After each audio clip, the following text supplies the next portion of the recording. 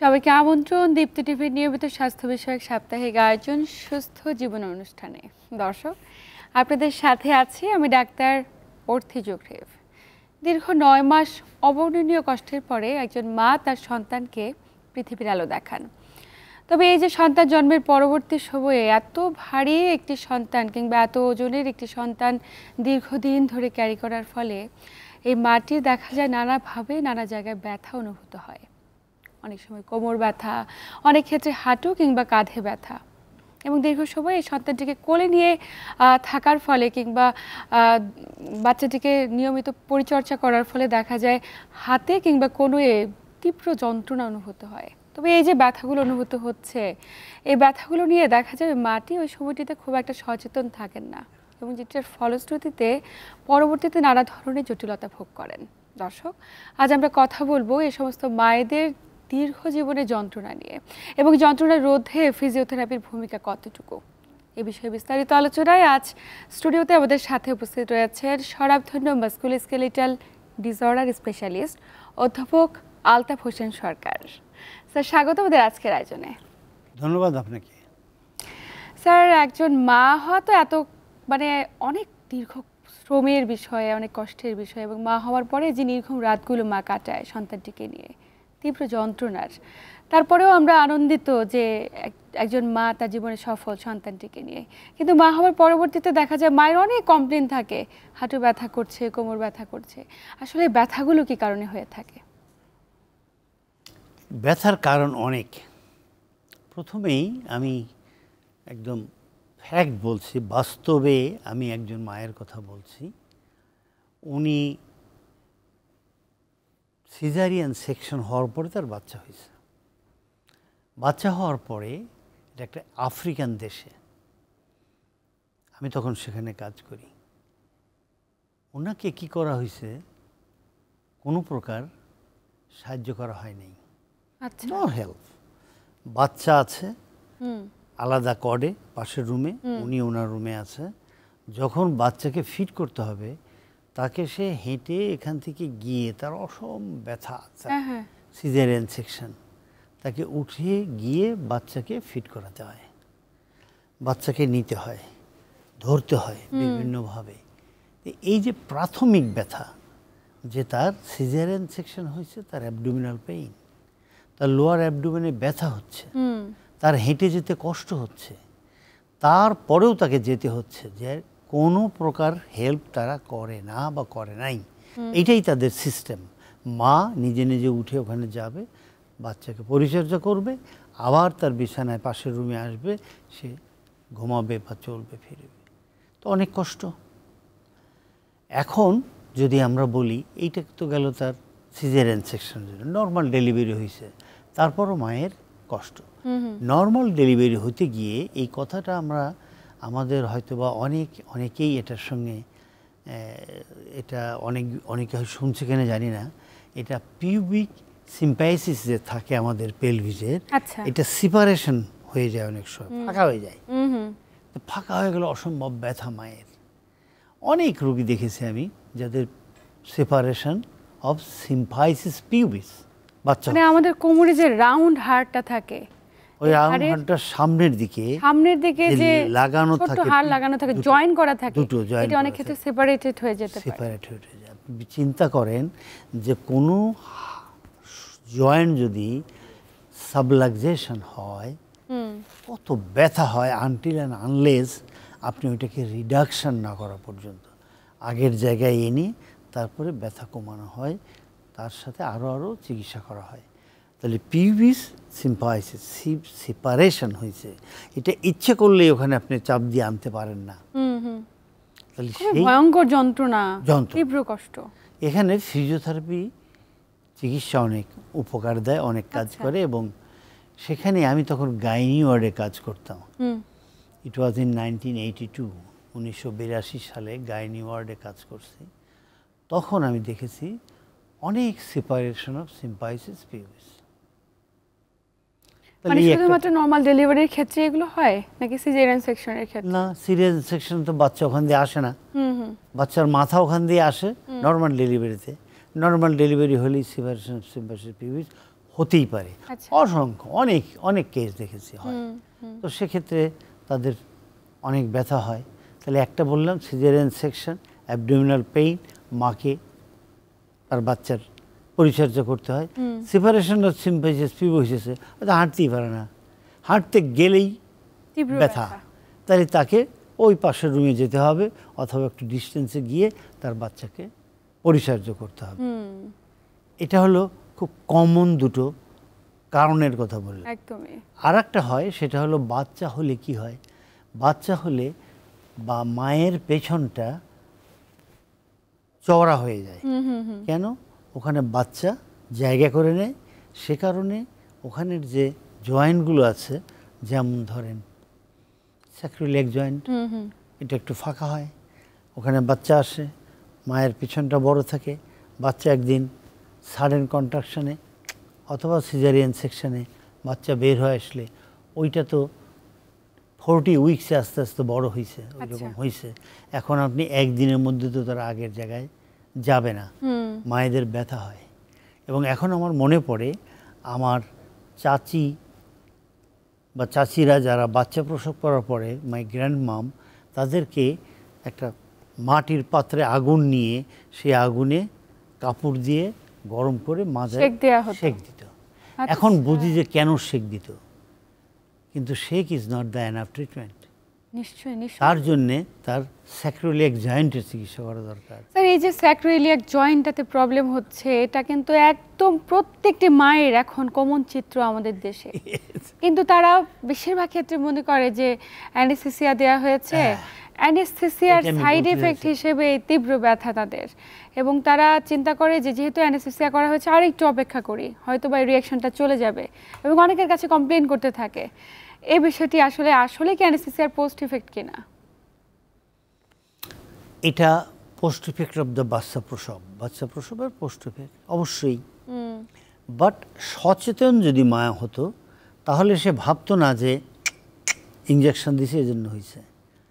মা সচেতন হলে ভাবতো যে আমি যে ক্যারি করছি 40 উইকস, এটা আমার পেছনটা বড় হয়েছে, বাচ্চার ওজনটিকে ক্যারি করতে হয়েছে কারণে একটু কার্ভ হয়ে গেছে, মাসেলস এন্ড লিগামেন্টগুলো ওখানে ছিল, সেগুলো এরকম হয়েছে। Lower abdominal pelvic floor muscle week হয়ে গেছে। কখনই ভাবে না কেউ, pelvic floor muscle is so important, ভাবে না তারা। তো সুতরাং তাদের এই কষ্ট হয়েছে। তারপর চলুন না আমরা একটু আবার এখন এখান থেকে আমরা কষ্ট কিভাবে দূর করতে পারি, লাঘব করতে পারি, দূর করতে পারি।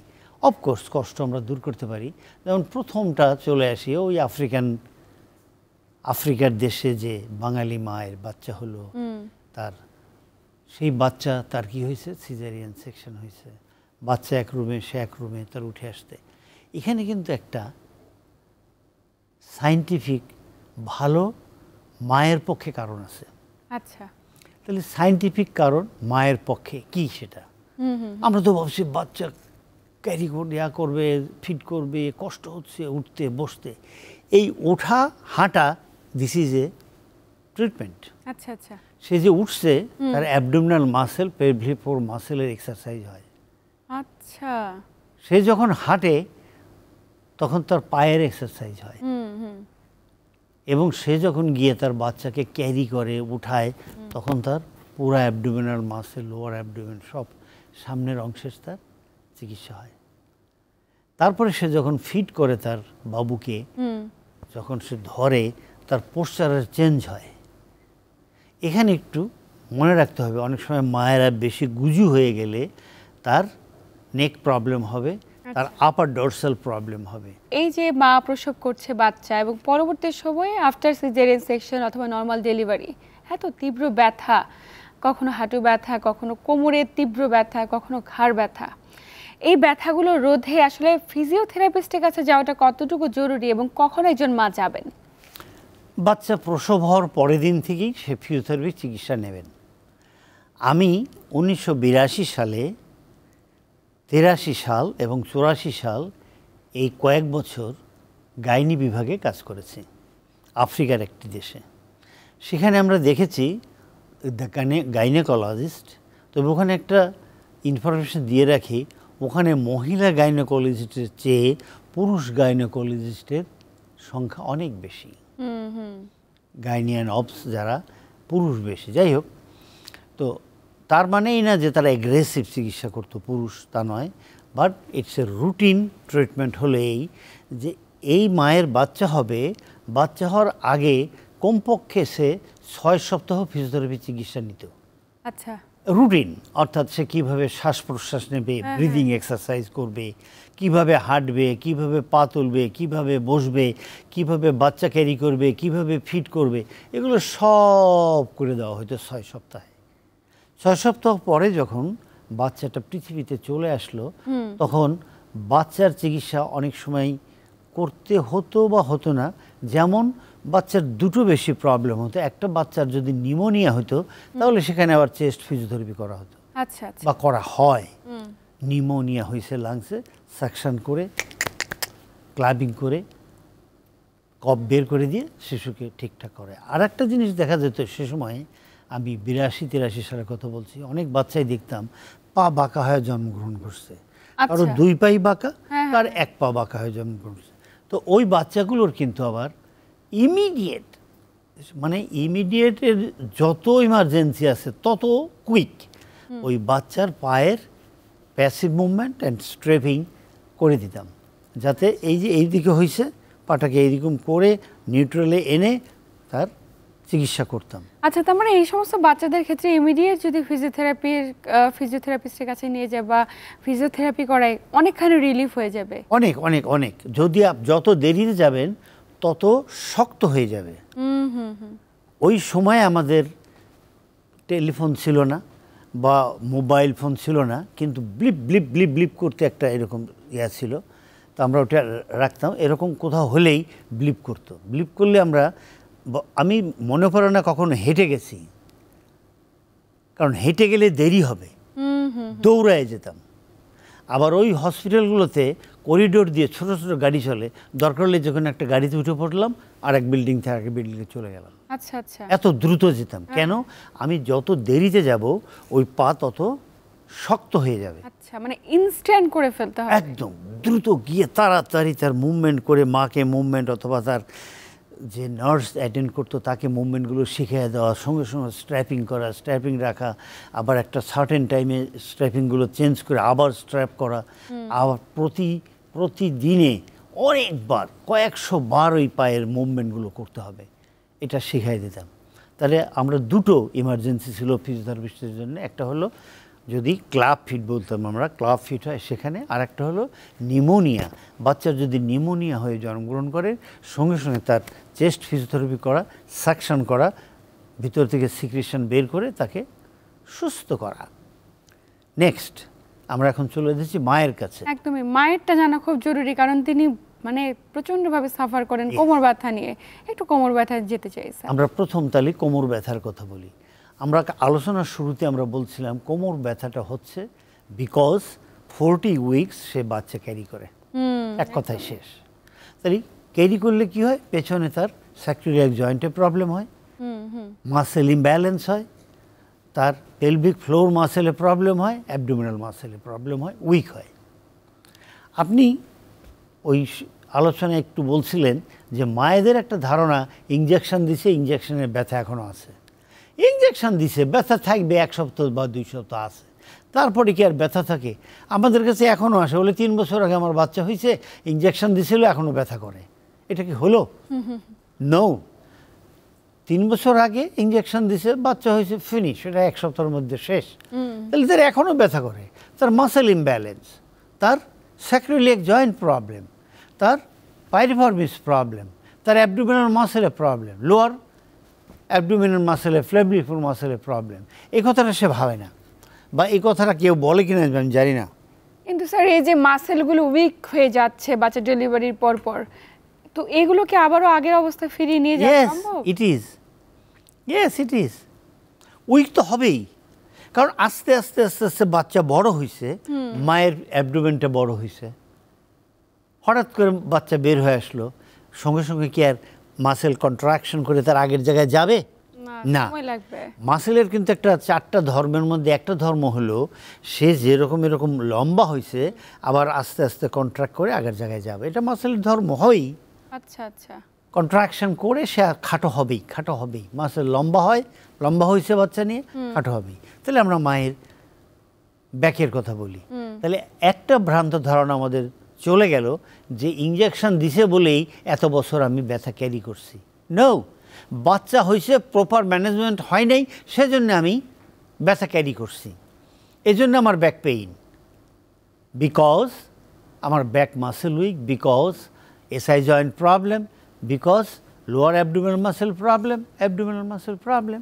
আচ্ছা। লোয়ার অ্যাবডোমিনাল মাসেল কি প্রবলেম?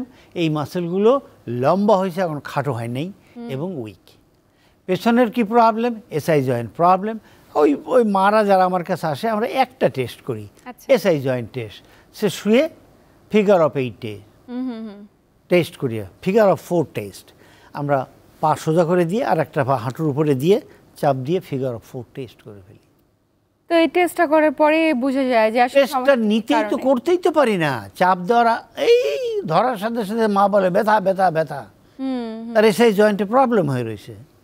এখন এসআই জয়েন্টের 3টা চিকিৎসা বলতে এক্সারসাইজ, আমি এই 3টা বেশি করি। মা চিত হয়ে শুবে, আচ্ছা, 2 হাঁটুর মাঝখানে একটা কিছু রাখবে, একটা কুশন একটা কিছু রাখলো, রেখে ওটাকে মা চাপ দিয়ে ধরে hold it for say 5 seconds. 1001, 1002, 1003, 1004, 1005 গুনবে, আবার রিল্যাক্স করলো। এইভাবে 10 বার। পা বাইরের দিকে নেবে 10 বার, এভাবে ধরে হোল্ড ইট। আর একটা হলো যে পাশে স্যাক্রিলেজ জয়েন্টের যে পাশে, মাজার যে পাশে ব্যথা, আপনি চিত হয়ে শুবেন একদম এজ অফ দ্য বেডের শেষে, এবং ওই পাটা আপনি নিচে ঝুলায় দেন। আচ্ছা, এটা মানে কি বলবো, ইটস অ্যান এক্সেলেন্ট। মানে মাটি চিত হয়ে শুয়ে একটা পা ফ্লোরে রাখবে আর একটা পা বেডে থাকবে, বিষয়টা এমন? সে বেডের উপরে শুবে, পা ঝুলবে। আচ্ছা, দুটো পাই একটা পা বিছানায় থাকবে, আর যে পাটা ব্যথা, যে মাজা ব্যথা, ওই দিকের পাটা নিচে ঝুলায় দেবে। ঝুলায় দিল, দিয়ে হোল্ড ইট ফর 5 সেকেন্ডস। 1001 থেকে 1005 গোনেন। আমি 2 ভাবে বলি, যারা 1001 থেকে 1005 গুনতে পারেন প্লিজ গোনেন, অথবা আমি বলি সুবহানাল্লাহি ওয়া বিহামদিহি সুবহানাল্লাহিল আযীম। আপনি এটা পড়েন, এটাও পড়তে পারেন যদি আপনি ওইটা না পড়তে চান। আবার যারা এইটা পড়লে অসুবিধা, তারা ওইটা করতে পারেন। এবং আমি দেখেছি, আমার একেবারে মানে আমার প্র্যাকটিসে দেখেছি, এই 3 to 5 ডেজ আচ্ছা আচ্ছা ব্যথা নেই। কিন্তু যদি এর সাথে সাথে আপনি তার abdominal muscle, lower pelvic floor মাসেলকে স্ট্রং না করে দেন, তাহলে আবার ব্যথা আসবে। সুতরাং এর সাথে সাথে আপনাকে ওই দুটো গ্রুপ অফ মাসেল, অ্যাবডোমিনাল। তো আমি পেলভিক ফ্লোর এবং অ্যাবডোমিনাল মাসেলকে কিভাবে স্ট্রং করতে পারি? Easy, very easy. আপনি চিত হয়ে শুয়ে দুটো পা, একটা পা সোজা একটা পা বাঁকা করে রাখেন খানিকক্ষণ, এখানে স্ট্রং হবে। অথবা চিত হয়ে শুয়ে 2 হাঁটু আপনি হাত দিয়ে না ধরে আপনার বুকের দিকে টানেন প্রাথমিকভাবে। যখন আপনি ভালোভাবে টানতে পারেন, এরপরেই আপনি হাত দিয়ে রেজিস্ট করেন, পা দিয়ে এরকম টানছেন, মানে পা দুটোকে সামনে আনতে হবে এবং হাত দিয়ে ঠেকাতে হবে সেটাকে। পেলভিক ফ্লোর মাসেল আপনার আস্তে আস্তে স্ট্রং হতে থাকবে, স্ট্রং হবেই। এবং স্যার বেবি হওয়ার পর দিন থেকে এক্সারসাইজ শুরু, এবং কতদিন পর্যন্ত? যে কয়েকদিন ওনার এই কষ্ট না যায়, কয়েকদিন ব্যথা যতদিন পর্যন্ত না যাবে। প্রথম দিকে প্রতিদিন, পরের দিকে আস্তে আস্তে কমাবে। হ্যাঁ, তাই তো। দেখা যাবে যে তার এই কষ্ট নাই, ওই মা কমাবে না, মা এক্সারসাইজ বাদ দেবে না, মা বলবে এটাই তো আমি খুঁজছিলাম, আমি এত কষ্টে ছিলাম, এত কষ্টে আছি, এটা করার পর আমার এখন ভালো লাগে। উনি রুটিনলি করতেই থাকবে, মা রুটিনলি করতেই থাকবে। এবং শুধু তাই না, ওই মা আরেকটা মার যার এই প্রবলেম হয়েছে বলে দেয়। সমাজে তো এরকম থাকে না, বাড়ির পাশে বাড়ি, আত্মীয় স্বজন, তাদেরকে সে বলে আপনি এই করেন, এবং সে রেফার করে, আপনি যান, যে আপনি এই কাজটা করেন। এখন তো ধরেন আমি আমি আমি আমি যেমন দেখেছি বিআরবি হসপিটালে পেইন ফ্রি ডেলিভারি হচ্ছে, আপনার ইয়াকে বলে সিজারিয়ান সেকশন হচ্ছে না। আচ্ছা, বিকজ এক্সারসাইজ। গর্ভাবস্থায় এক্সারসাইজ করা মাটি, গর্ভাবস্থায় তো এক্সারসাইজ লাগবে। মানে এই তথ্যটি সম্পর্কে আমরা স্যার অনেকে জানি না যে গর্ভাবস্থাতেও এক্সারসাইজ, গর্ভাবস্থায় এক্সারসাইজ করবে, আবার বাচ্চা হওয়ার পরে আবার করবে, বাচ্চা হওয়ার পরে। স্যার এই যে একটা বাচ্চাকে ক্যারি করে অনেক মায়েরা তো মুভমেন্টই করতে চায় না, যে বাচ্চার ক্ষতি হতে পারে, কিন্তু বাচ্চারও যে এক্সারসাইজের মাধ্যমে সুস্থ রাখা সম্ভব এবং মাটিকেও সুস্থ থাকা সম্ভব, এটা একটি গুরুত্বপূর্ণ আলোচনা। এই পুরো আলোচনাটা আমরা আরও একটি পর্বে আলোচনা করব, কিন্তু এখন আমাদের অনুষ্ঠান শেষ করার সময় হয়ে গিয়েছে। আপনাকে আন্তরিক ধন্যবাদ গুরুত্বপূর্ণ তথ্য এবং পরামর্শের মাধ্যমে দর্শকদের উপকৃত। Thank you. প্রিয় দর্শক, এই ছিল আমাদের আজকের আয়োজন। প্রত্যেকটি গর্ভবতী মা কিংবা গর্ভ পরবর্তী যে সমস্ত মায়েরা তীব্র যন্ত্রণা ভোগ করছেন, শরীরের বিভিন্ন জায়গায় হাঁটু, কোমর কিংবা কাঁধে ব্যথা অনুভব করছেন, তাদের ক্ষেত্রে অবশ্যই নিয়মিত এক্সারসাইজের বিকল্প কিছু নেই। আসুন নিজেরা একটু সচেতন হই, অন্য মায়েদের সচেতন হতে সহায়তা করি। এতক্ষণ সাথে থাকার জন্য সবাইকে আন্তরিক ধন্যবাদ। সবাই ভালো থাকুন, সুস্থ থাকুন এবং দীপ্ত টিভির সাথেই থাকুন।